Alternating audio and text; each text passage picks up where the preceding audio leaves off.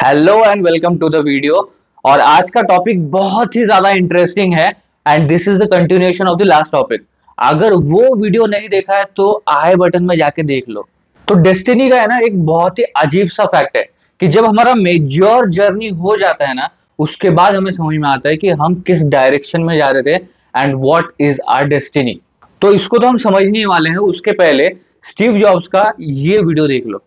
Never dropped out, I would have never dropped in on that calligraphy class. Again, you can't connect the dots looking forward. You can only connect them looking backwards. You have to trust that the dots will somehow connect in your future. You have to trust in something. Your gut, destiny, life, karma, whatever. तो आज हम destiny के बारे में ऐसी कुछ facts cover करने वाले हैं ताकि आपको समझ में आए कि what you have to do. And you know obviously इतने बार बोल चुका हूं, but let's start the video.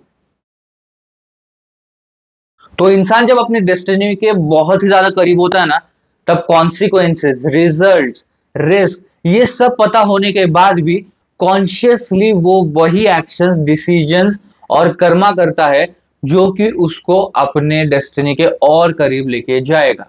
क्योंकि सच यही है कि डेस्टिनी आपसे वही कर्म, एक्शंस और डिसीजंस करवाती है जो कि आपको उसके और पास पहुंचाएगा। तो हर्षद मेहता, उसको ये पता था कि फाइनल डील अगर क्रैक हो गई उनकी तो रिस्क बहुत है, कॉन्सिक्वेंसेस भी बहुत डिफिकल्ट होने वाले हैं, बट तभी भी उन्होंने कॉन्शियसली वैसे एक्शंस लिए और डिसीजन आगे फॉरवर्ड किया। And then finally at the end ही रियलाइज्ड कि व्हाट वाज हिज डेस्टिनी। अब ऐसा क्यों? क्योंकि वही डिसीजंस, एक्शंस, कर्मा उसको अपने डेस्टिनी की ओर लेके जा रहे थे।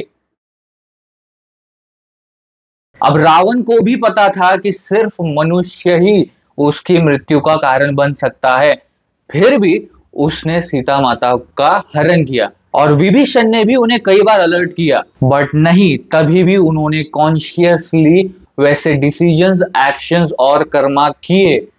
इसलिए गीता कहती है प्रकृति यंती भूतानी, यानी कि इंसान अपने प्रकृति मीन्स अपने डेस्टिनी पैटर्न के अकॉर्डिंग ही कर्मा करता है।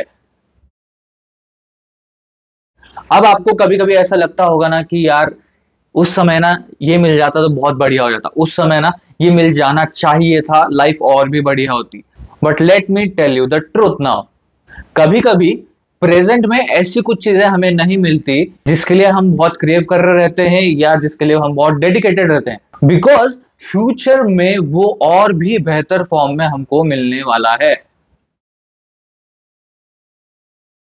एपीजे अब्दुल कलाम सर, वो पायलट एग्जाम फेल हो गए, बट फ्यूचर में हुआ क्या? वो इंडिया के प्रेसिडेंट बन गए एंड एज अ प्रेसिडेंट वो पायलट भी बन गए and finally he completed his dream. Ratan Tata sir land rover के साथ पार्टनरशिप करना चाहते थे, बट इंसल्ट हुआ। आगे जाके क्या हुआ? लैंड रोवर सामने से आया to be under the Tata company. अब थोड़ा सा सोचो कि अगर ये पहले ही मिल जाता तो क्या इसकी इतनी वैल्यू क्रिएट हो पाती? क्योंकि ये हमेशा याद रखना, लाइफ में हर चीज इंटेंडेड टाइम पे ही होती है, ना पहले ना बाद में। इसलिए मैंने स्टार्टिंग में आपको स्टीव जॉब्स का स्पीच सुनाया था, क्योंकि मुझे आपको यही समझाना था कि जब आप कोई जर्नी कवर कर रहे हो, यू विल नेवर नो कि what will be your destiny. But जब आपकी जर्नी पूरी हो जाती है and when you look backward and connect the dots, you will realise that how was your journey. And obviously अगर आप कॉन्शियस डिसीजंस लेते हो and you connect the dot, you will get the idea of the destiny. यहाँ पे दो बातें समझना बहुत ही इंपॉर्टेंट है, दैट इज अगर पहली बार में फेल हो जाओ और जो चाहते थे वो ना मिले, तो बस रास्ता बदल दो and continue your actions, because future में वही चीज आपको और बेटर फॉर्म में मिलने वाली है। एंड सेकेंडली मोस्ट इंपॉर्टेंट, जो कि मैंने पिछले वीडियो में भी कहा था, that is be conscious about your decision while you are walking on your path, because इसी से जब आपकी मेजर जर्नी कवर हो जाएगी, यू विल नो कि in what direction you are leading to and what will be your destiny. So just keep walking and keep acting, और एक दिन जब आप पीछे मुड़कर देखोगे, you will be able to connect the dots of your destiny.